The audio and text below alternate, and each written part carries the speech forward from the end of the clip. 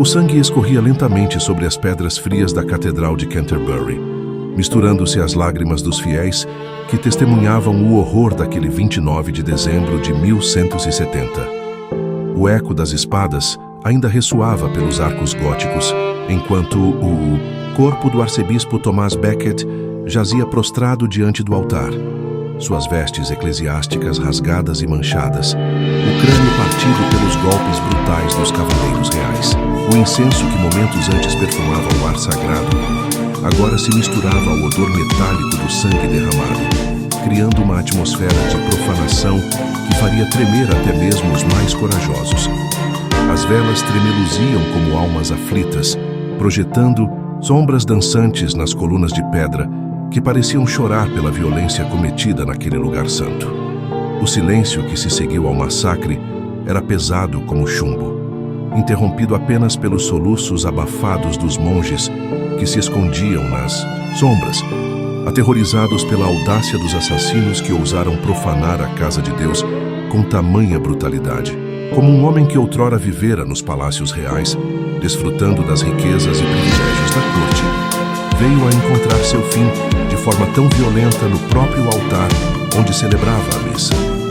Que forças terríveis conspiraram para transformar um amigo íntimo do rei em seu mais feroz inimigo, levando-o à morte em circunstâncias tão chocantes que abalaram toda a cristandade medieval. Thomas Becket nascera em Londres por volta de 1118, filho de Gilbert Becket, um próspero comerciante normando, e Matilde, uma mulher de origem humilde, mas de profunda devoção religiosa. Sua infância transcorreu entre as ruas movimentadas da capital inglesa, onde o cheiro de especiarias e o barulho dos mercados preenchiam seus dias com uma sinfonia urbana que moldaria sua personalidade extrovertida e ambiciosa. Os pais, especialmente sua mãe, cultivaram nele desde cedo uma educação refinada, enviando-o aos melhores mestres de Londres e, posteriormente, à Universidade de Paris, onde o jovem Thomas absorveu não apenas conhecimento acadêmico, mas também uma sofisticação intelectual que o distinguiria entre seus contemporâneos.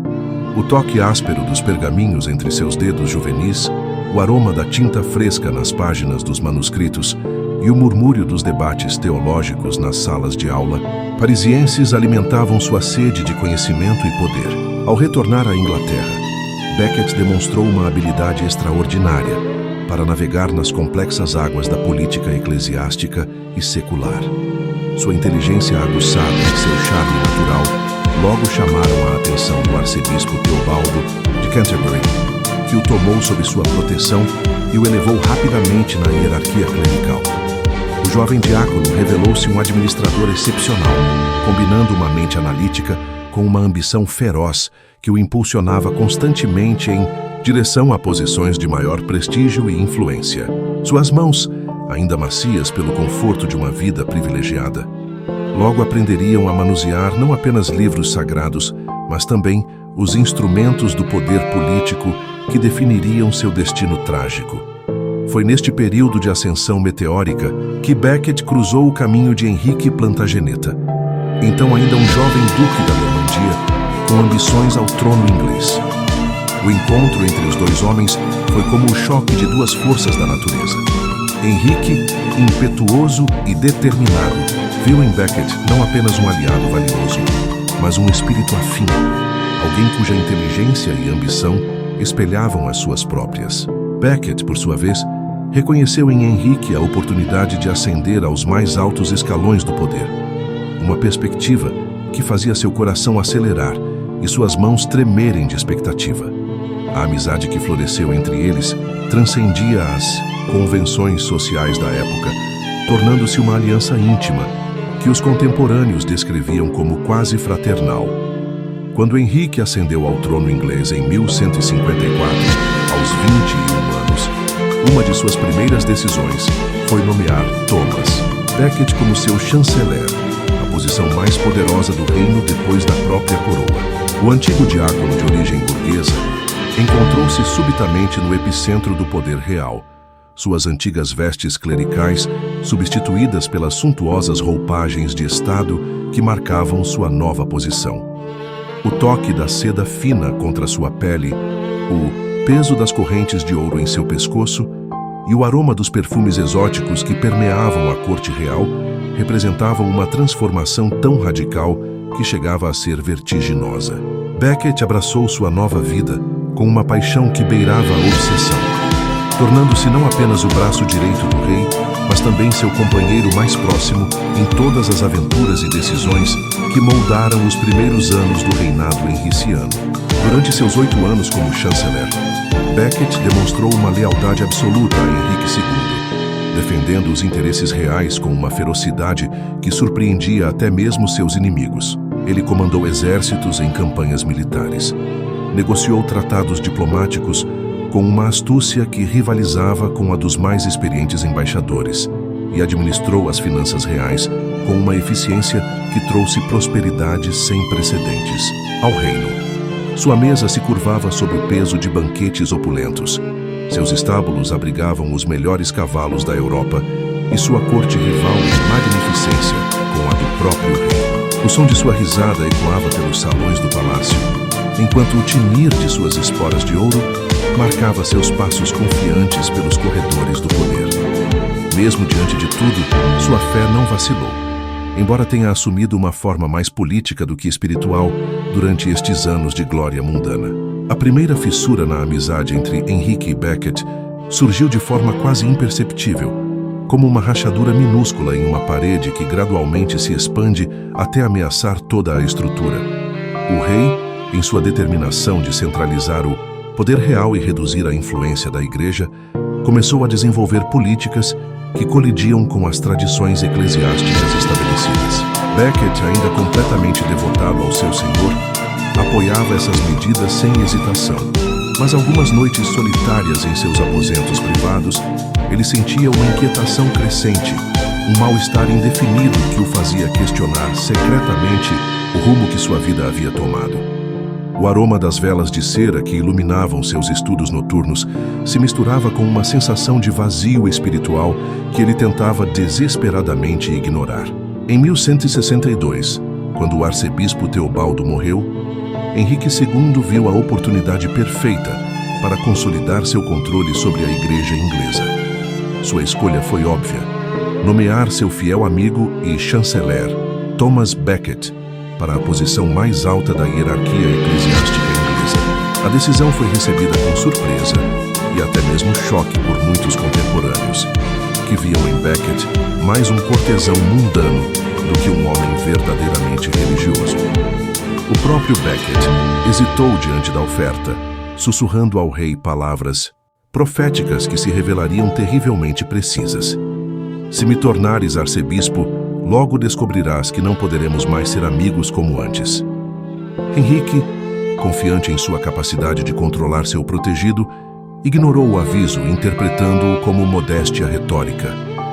A transformação de Becket após sua consagração como arcebispo de Canterbury foi tão radical quanto súbita, surpreendendo a todos que o conheciam.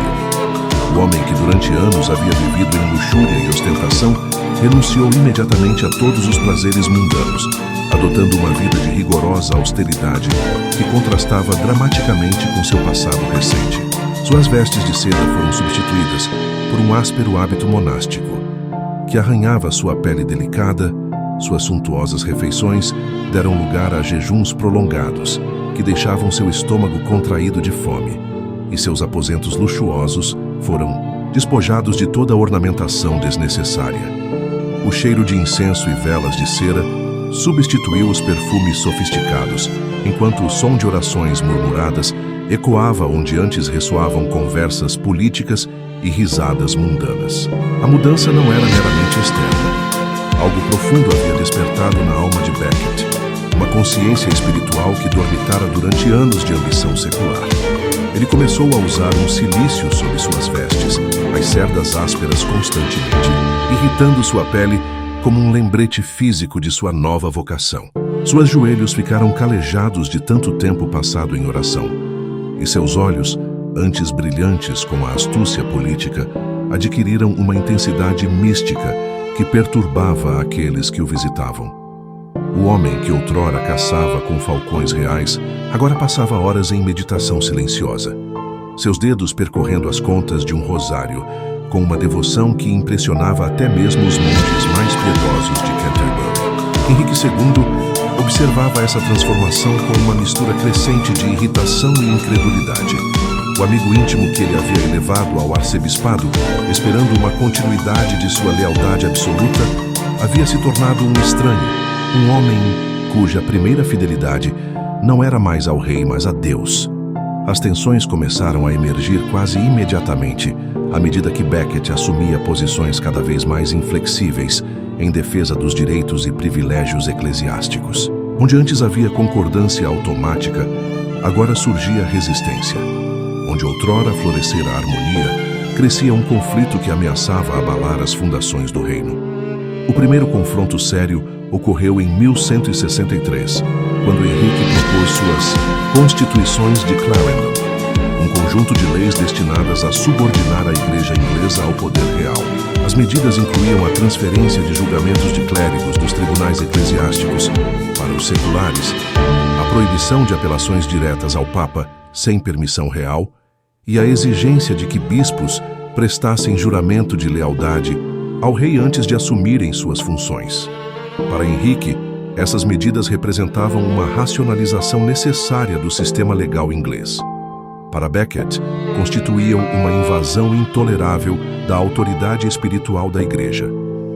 O arcebispo, cujas mãos tremiam não mais de expectativa, mas de indignação contida, recusou-se categoricamente a aceitar as constituições, estabelecendo assim o primeiro marco no caminho que levaria à tragédia final.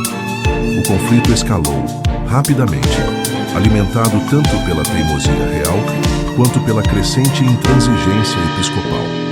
Henrique, acostumado à obediência automática de seu antigo chanceler, interpretava a resistência de Becket como uma traição pessoal profunda, uma ingratidão insuportável de alguém que ele havia elevado das fileiras médias da sociedade aos píncaros do poder. Becket, por sua vez, via na pressão real uma tentativa de corromper sua alma e comprometer sua missão divina. Uma perspectiva que o enchia de uma determinação férrea que seus adversários subestimavam perigosamente. O aroma acre do conflito pairava sobre a corte como uma neblina tóxica, envenenando relações que outrora haviam sido harmoniosas. As reuniões entre rei e arcebispo tornaram-se confrontos tensos, carregados de subentendidos e ameaças veladas. O salão onde outrora ecoavam conversas amigáveis agora ressoava com vozes elevadas e acusações mútuas. Henrique, seu rosto, corado pela raiva, gesticulava violentamente enquanto expunha suas demandas, o som de seus punhos batendo na mesa ecoando como trovões. Becket, pálido mas resoluto, permanecia imóvel como uma estátua de mármore, seus olhos fixos em algum ponto além do rei, como se contemplasse uma realidade invisível aos demais presentes. O contraste entre a fúria real e a serenidade episcopal criava uma tensão quase palpável, que fazia os cortesãos presentes suar nervosamente sob suas vestes elegantes. Em outubro de 1164, a situação atingiu um ponto crítico durante o concílio de Northampton.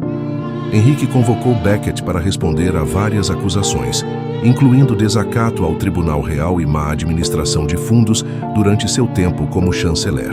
O arcebispo, percebendo que se tratava de uma armadilha política destinada a destruí-lo, compareceu ao concílio, carregando pessoalmente sua cruz arcebiscopal, um gesto simbólico que não passou despercebido a ninguém. O peso da cruz prateada, em suas mãos trêmulas, servia como um lembrete físico de sua autoridade espiritual, mesmo enquanto sua autoridade temporal era sistematicamente desmontada pelos ataques reais.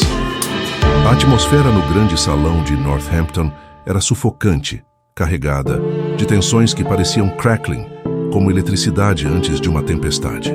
Os barões e bispos presentes sussurravam nervosamente entre si, seus rostos refletindo a ansiedade que todos sentiam diante do confronto épico que se desenvolvia diante de seus olhos. O cheiro de suor nervoso misturava-se com os aromas de couro e lã das vestes nobres, criando uma fragrância acre que impregnava o ar. Becket, sozinho em sua dignidade episcopal, enfrentava uma assembleia hostil, com uma coragem que impressionava até mesmo seus inimigos. Seu corpo frágil, irradiando uma força espiritual que parecia emanar de uma fonte sobrenatural. Quando ficou claro que seria condenado independentemente de sua defesa, Becket tomou uma decisão que chocou a todos os presentes. Levantou-se abruptamente, declarou sua recusa a ser julgado por um tribunal secular e abandonou o concílio, sua cruz arcebiscopal brilhando sob a luz das tochas, enquanto caminhava resoluto em direção à porta. O som de seus passos ecoava pelo salão silencioso como uma sentença de morte, cada pegada marcando sua transição definitiva de cortesão real a mártir em potencial. Aquilo que o mundo tentou apagar tornou-se eterno naquele momento de ruptura irreversível. Nas semanas que se seguiram ao concílio de Northampton, Becket viveu como um fugitivo em sua própria terra. Escondendo-se em mosteiros e casas de aliados leais, ele experimentou pela primeira vez em sua vida privilegiada a sensação visceral do medo constante. O som de cavalos galopando na distância fazia seu coração disparar, enquanto cada sombra imprevista poderia esconder um assassino real. Suas vestes, antes impecáveis, começaram a mostrar sinais de desgaste, e seu rosto, outrora corado pela boa vida, adquiriu a palidez cadavérica de quem vive sob constante ameaça. O cheiro do medo, acre e metálico, tornou-se seu companheiro, constante, impregnando suas orações noturnas com uma urgência desesperada. A fuga para a França em novembro de 1164 marcou o início do exílio mais dramático da história medieval inglesa. Atravessando o Canal da Mancha em uma embarcação precária, Becket deixou para trás não apenas sua pátria, mas também a última ilusão de que poderia reconciliar sua lealdade a Deus com sua antiga devoção ao rei. O vento gelado que açoitava seu rosto durante a travessia marítima parecia carregar consigo os ecos de uma vida anterior que jamais poderia recuperar. As ondas que batiam contra o casco do barco soavam como lamentos fúnebres, prenunciando os anos de sofrimento que o aguardavam em terra estrangeira. Na França, Becket encontrou refúgio na abadia de Pontigny, um mosteiro cisterciense onde a vida austera combinou perfeitamente com sua nova vocação espiritual. Os 6 anos de exílio que se seguiram foram um período de profunda transformação interior, durante o qual o antigo cortesão foi gradualmente substituído por um santo em formação. O frio úmido das celas monásticas penetrava em seus ossos, enquanto a dieta espartana de pão, água e vegetais deixava seu corpo visivelmente mais magro e frágil. Seu corpo era frágil, mas sua alma já era eterna, fortalecida pelos jejuns prolongados e pelas vigílias noturnas passadas em oração fervorosa. Durante o exílio, Becket desenvolveu uma rotina de penitência que impressionava até mesmo os monges mais rigorosos de Pontigny. Levantava-se antes do amanhecer para orar sozinho na capela gelada, seus joelhos descarnados pressionados contra as pedras frias do chão, enquanto suas orações ascendiam como incenso ao céu.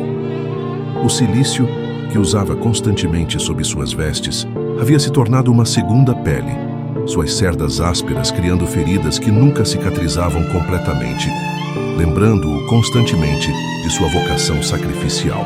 À medida que os meses se transformavam em anos, seu corpo refletia cada vez mais claramente sua luta espiritual, funcionando como uma metáfora viva de sua fé inabalável. As notícias que chegavam da Inglaterra eram invariavelmente desanimadoras. Henrique II havia confiscado todas as propriedades de Canterbury, exilado os parentes e aliados de Becket e nomeado administradores leigos para governar a arquidiocese. A catedral que outrora ressoara com as orações do arcebispo agora ecoava, apenas com os passos de funcionários reais, enquanto o trono episcopal permanecia simbolicamente vazio, um lembrete constante da ausência de seu ocupante legítimo. O rei, consumido por uma raiva que parecia crescer a cada dia que passava, havia transformado a questão Becket em uma obsessão pessoal que dominava seus pensamentos e envenenava suas decisões políticas.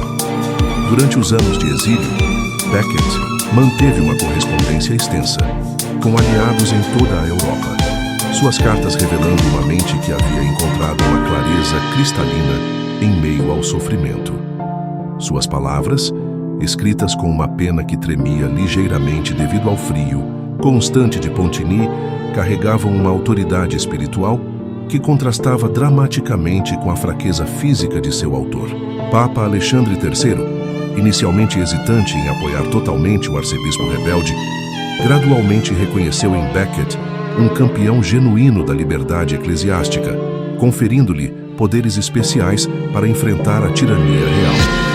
O apoio papal encheu Becket de uma confiança renovada, embora também aumentasse a pressão sobre seus ombros, já curvados pelo peso da responsabilidade.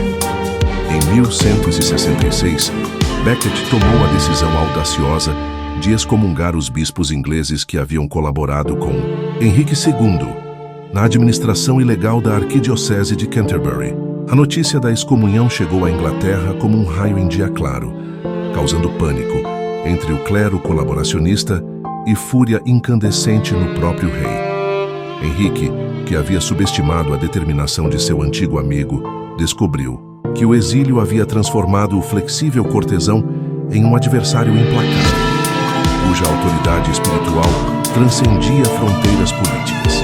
O eco das excomunhões ressoou por toda a cristandade, estabelecendo Becket como uma figura de importância internacional. As tentativas de reconciliação que se seguiram foram numerosas, mas invariavelmente infrutíferas, sabotadas tanto pela intransigência real quanto pela crescente radicalização episcopal. Diplomatas papais percorriam constantemente o caminho entre Paris e Londres, carregando propostas de paz que eram rejeitadas por uma ou ambas as partes. Becket, fortalecido por anos de penitência e oração, havia se tornado inflexível em questões que considerava fundamentais para a liberdade da Igreja, enquanto Henrique, pressionado por barões que viam em qualquer concessão ao arcebispo uma humilhação real inaceitável, mantinha posições igualmente rígidas. O impasse parecia destinado a durar indefinidamente, até que eventos externos forçaram uma resolução dramática. Em 1170, a pressão política e diplomática finalmente forçou uma reconciliação aparente entre rei e arcebispo. O acordo, negociado através de intermediários franceses, previa o retorno de Becket à Inglaterra em troca de uma anistia geral e da restauração das propriedades de Canterbury. No entanto, ambos os homens abordaram a reconciliação com reservas mentais significativas. Henrique esperava que o exílio tivesse quebrado a resistência de Becket, enquanto o arcebispo retornava determinado a reassumir sua autoridade eclesiástica, sem comprometer os princípios pelos quais havia sofrido tanto. O encontro de reconciliação, realizado em território francês, foi uma encenação cuidadosamente orquestrada que enganou apenas os observadores superficiais. O retorno de Becket à Inglaterra em dezembro de 1170 foi um evento carregado de simbolismo e tensão. Depois de 6 anos de exílio, o arcebispo pisou novamente em solo inglês como um homem profundamente transformado, seu corpo marcado pelo sofrimento, mas sua determinação fortalecida pela provação. A multidão que se reuniu para recebê-lo em Dover era composta principalmente por camponeses e clérigos menores, pois os grandes barões e bispos mantiveram-se deliberadamente ausentes, temendo ofender o rei. O cheiro salgado do mar misturava-se com o aroma de incenso que parecia emanar naturalmente da presença de Becket, criando uma atmosfera quase mística que impressionou profundamente as testemunhas presentes. A jornada de Dover a Canterbury foi um triunfo processional que alarmou os agentes reais que acompanhavam secretamente o cortejo. Aldeões emergiram de suas casas humildes para tocar as vestes do arcebispo, acreditando que sua presença trazia bênçãos especiais após anos de ausência episcopal. Becket, montado em uma mula simples em contraste com os magníficos cavalos de guerra de outrora, irradiava uma dignidade que transcendia sua aparência física deteriorada. Seus olhos, fundos devido aos jejuns prolongados, brilhavam com uma luz interior que fazia os observadores sussurrarem sobre santidade e milagres. Mesmo diante de tudo, sua fé não vacilou. manifestando-se agora como uma presença quase tangível que acompanhava cada um de seus movimentos. A chegada a Canterbury foi um momento de emoção intensa para o arcebispo, que havia passado tantos anos sonhando com este retorno. A catedral, embora fisicamente inalterada, carregava as cicatrizes invisíveis de anos de administração leiga, suas pedras parecendo chorar pela ausência de liderança espiritual genuína. Becket ajoelhou-se diante do altar-mor, suas lágrimas caindo silenciosamente sobre as pedras, que logo testemunhariam sua tragédia final. O som de suas orações ecoava pelas naves vazias como um lamento profético, enquanto poucos monges corajosos emergiram das sombras para se juntar a seu arcebispo há tanto tempo ausente. No entanto, a reconciliação superficial rapidamente se desfez diante das realidades políticas. Becket, longe de retornar como um homem quebrado pelo exílio, imediatamente reassumiu suas antigas posições com uma determinação que surpreendeu e alarmou a corte real. Uma de suas primeiras ações foi excomungar os bispos que haviam participado da coroação do filho de Henrique II durante sua ausência, um ato que considerava uma violação flagrante dos direitos de Canterbury. A notícia dessa nova excomunhão chegou ao rei, que passava o Natal na Normandia, como uma bofetada pública que não poderia ser ignorada ou perdoada. Henrique II, ao receber a notícia das excomunhões, entrou em uma das famosas explosões de raiva plantageneta que aterrorizavam sua corte. Seu rosto tornou-se vermelho como sangue, suas mãos tremiam de fúria contida, e suas palavras saíam em torrentes de insultos e ameaças que fizeram os cortesãos presentes recuarem em terror. Foi neste momento de raiva cega que ele pronunciou as palavras fatídicas que selaram o destino de seu antigo amigo. Não haverá paz no meu reino enquanto este sacerdote turbulento viver. As palavras carregadas de uma violência que ecoava pelas câmaras reais foram ouvidas por 4 cavaleiros que interpretaram a exclamação real como uma ordem direta para a ação. Reginald Fitzurse, William de Tracy, Hugh de Morville e Richard Le Breton eram cavaleiros da corte henriciana, homens cuja lealdade ao rei era absoluta e cuja interpretação da vontade real era simplista e brutal. Ouvindo as palavras de Henrique como um comando implícito, eles partiram secretamente para a Inglaterra, determinados a resolver permanentemente o problema Becket, que tanto atormentava seu senhor. A jornada através do canal foi realizada em silêncio tenso, cada homem perdido em seus próprios pensamentos sobre a tarefa que os aguardava. O vento gelado que soprava do mar parecia carregar presságios sombrios, enquanto as ondas batiam contra seu navio com uma violência que espelhava suas intenções assassinas. Os últimos dias de dezembro de 1170 foram marcados por uma tensão crescente em Canterbury, como se a própria atmosfera pressentisse a tragédia iminente. Becket continuou suas atividades normais, celebrando missas, ouvindo confissões e administrando os assuntos da arquidiocese com uma serenidade que contrastava estranhamente com os rumores sombrios que circulavam pela cidade. Suas orações noturnas tornaram-se mais longas e intensas, como se ele buscasse preparar-se espiritualmente para uma provação cujos contornos exatos permaneciam obscuros. O aroma do incenso, em suas vigílias privadas, parecia mais penetrante do que nunca, criando uma atmosfera quase profética que impressionava os monges que o serviam. Na manhã de 29 de dezembro, Becket celebrou sua última missa com uma devoção que tocou profundamente todos os presentes. Suas mãos, ao elevar a hóstia consagrada, tremiam ligeiramente, não de medo, mas de uma emoção espiritual que parecia transcender as preocupações terrenas. Sua voz, ao recitar as orações familiares, carregava uma qualidade etérea que fez vários fiéis comentarem posteriormente sobre a santidade extraordinária que emanava do arcebispo naquele dia final.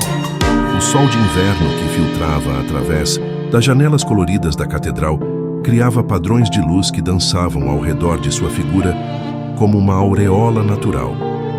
Os 4 cavaleiros chegaram a Canterbury ao meio-dia, seus cavalos espumando de suor após a cavalgada furiosa desde a costa.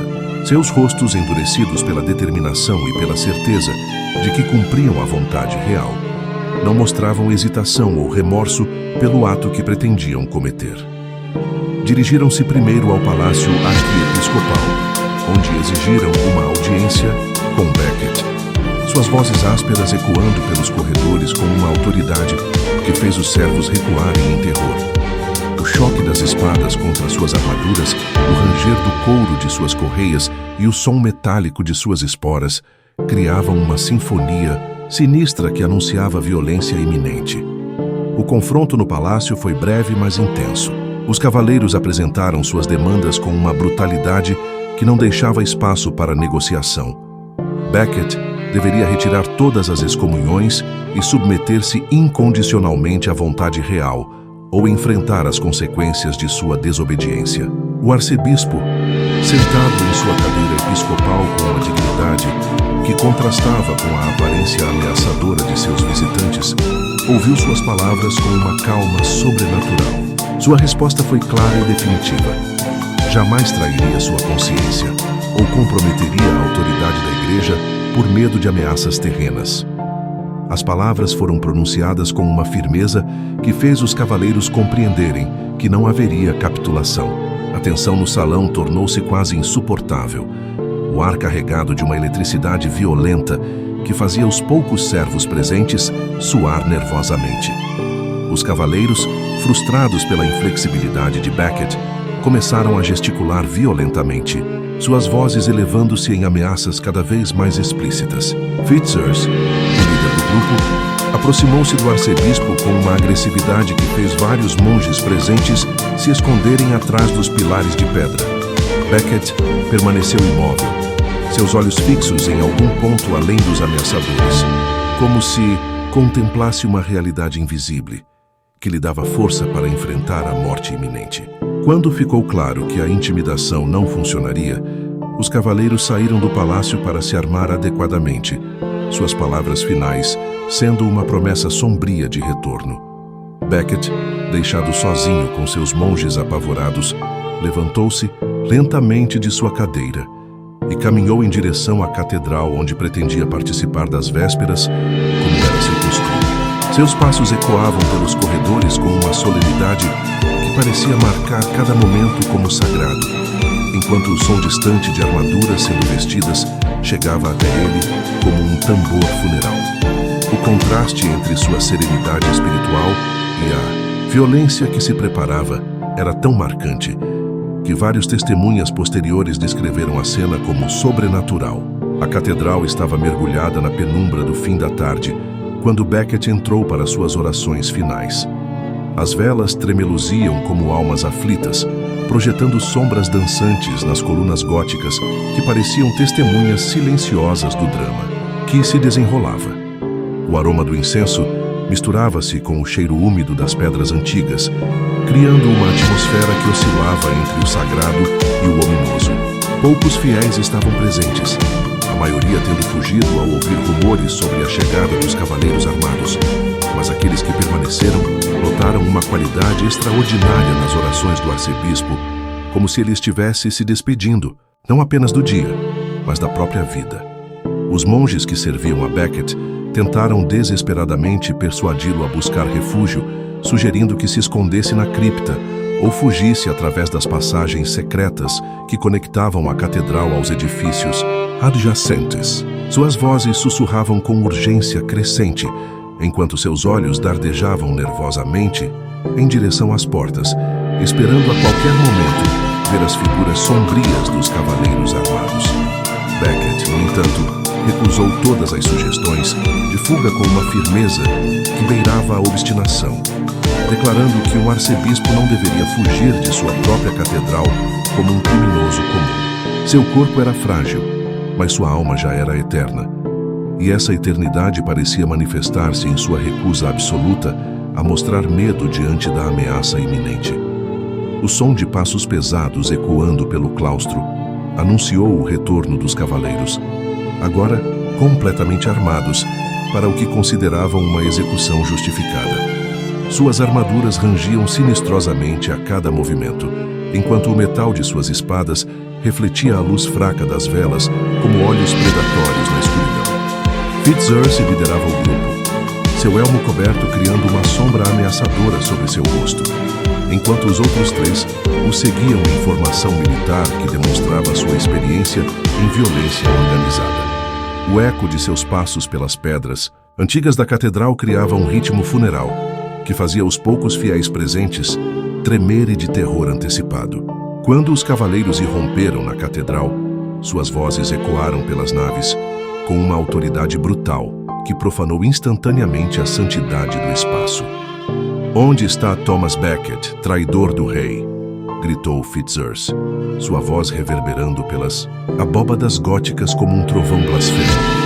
Os monges presentes se espalharam como pássaros assustados, buscando refúgio atrás de pilares e altares laterais, enquanto seus gritos abafados de terror misturavam-se com o som metálico das armaduras que se aproximavam. A transformação do espaço sagrado em cenário de violência iminente era tão chocante que vários testemunhas posteriores descreveram a sensação como se o próprio céu estivesse sendo profanado.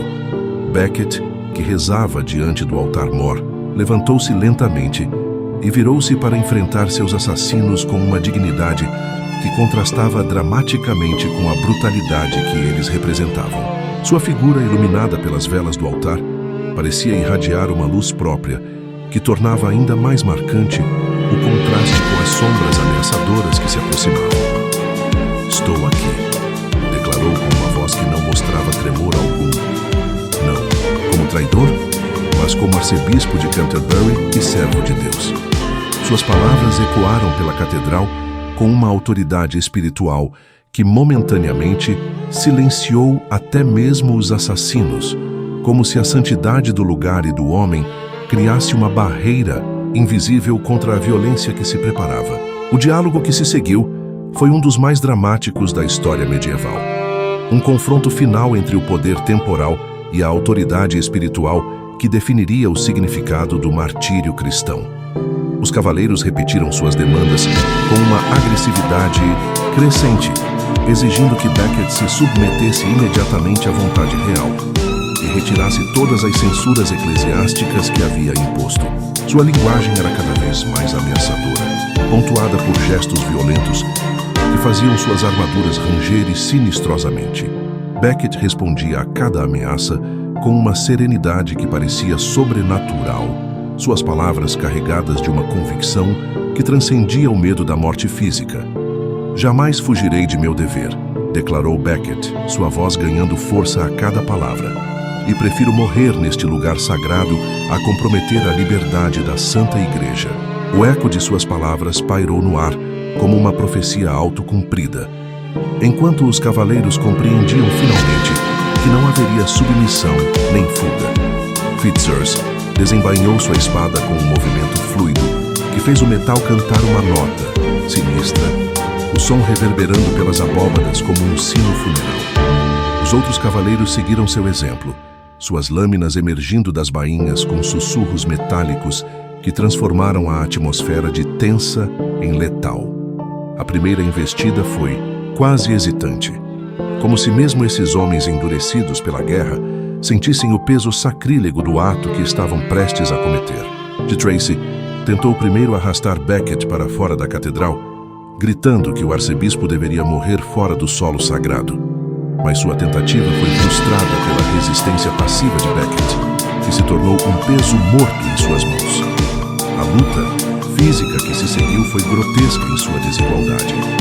4 homens armados contra um clérigo desarmado, cujas únicas armas eram sua fé e sua determinação inabalável. O som da respiração pesada dos atacantes misturava-se com as orações murmuradas de Becket, criando uma cacofonia que espelhava o conflito entre brutalidade e santidade. Quando ficou claro que Becket não seria removido da catedral vivo, os cavaleiros tomaram a decisão fatal de consumar o assassinato no próprio local sagrado. A primeira espada a se erguer foi a de Fitzurse, sua lâmina brilhando na luz das velas como um raio de destruição. O momento pareceu suspenso no tempo, como como se toda a cristandade prendesse a respiração diante da profanação iminente. Becket, vendo a morte aproximar-se, ajoelhou-se diante do altar e inclinou a cabeça em um gesto de submissão final, não aos seus assassinos, mas a Deus. In manus tuas, Domine, comendo spiritum meum, murmurou, suas palavras latinas ecoando como uma oração final que santificava o momento terrível. O primeiro golpe atingiu Becket na cabeça. O som seco do metal cortando o osso ecoando pela catedral como um trovão blasfemo. O sangue jorrou imediatamente, espalhando-se pelas pedras antigas em padrões que pareciam formar uma cruz involuntária. O arcebispo cambaleou, mas não caiu completamente. Suas mãos ainda cláspide em oração, enquanto sua vida se esvaía lentamente. O segundo golpe veio de Detracy, atingindo o pescoço com uma força que fez o corpo sagrado convulsionar violentamente. O terceiro e quarto golpes foram dados quase simultaneamente por Morville e Le Breton, seus impactos criando feridas que transformaram o altar em um cenário de horror indescritível. Mas foi o golpe final que mais chocou as testemunhas sobreviventes. Hugh de Morville, não satisfeito com a carnificina já consumada, pisou na cabeça do arcebispo moribundo e espalhou seus miolos pelas pedras da catedral, gritando: "Vamos embora, cavaleiros. Este traidor não se levantará mais."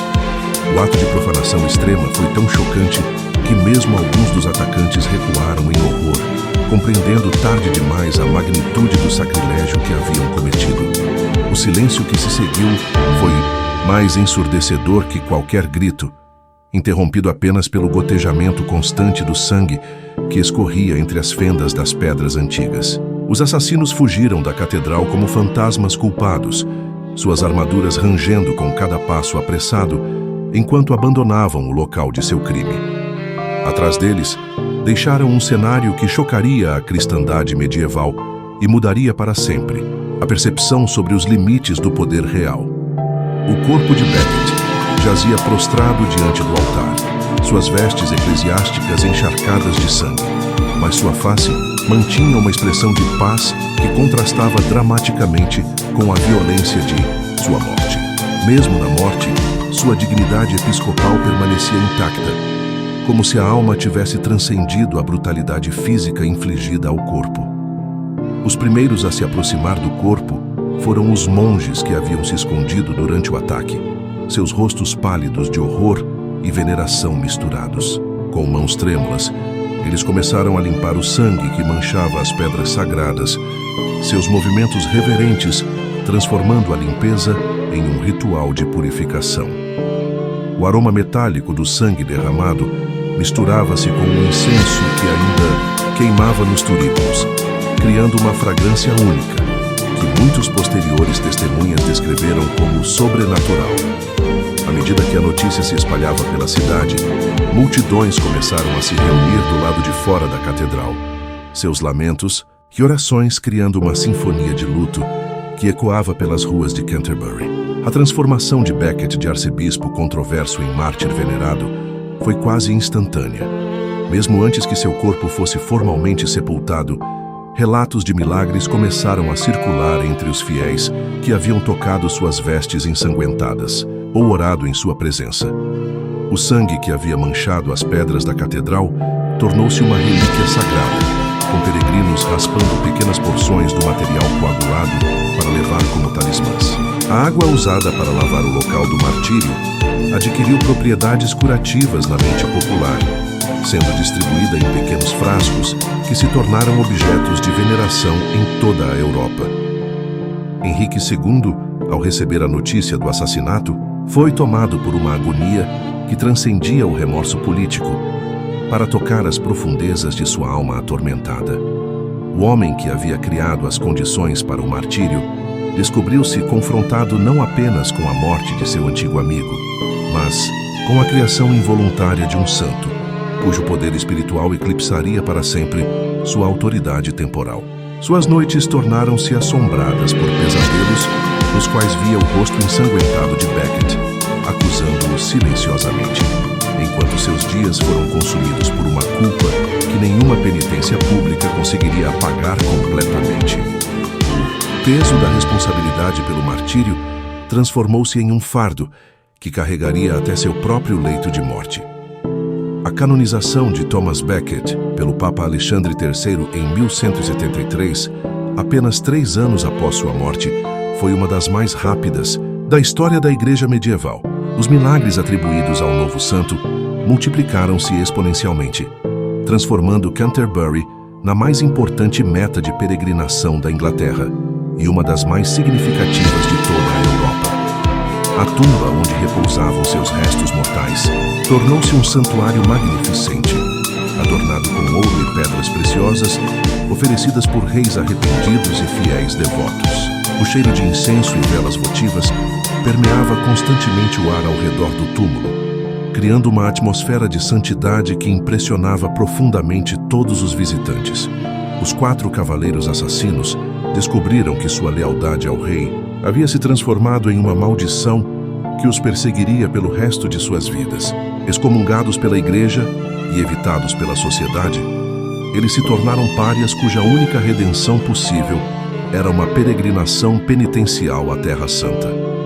Fitzurse morreu durante a jornada, consumido por uma febre que muitos interpretaram como justiça divina, enquanto os outros 3 passaram anos vivendo como mendigos penitentes antes de encontrar uma morte obscura longe de sua terra natal.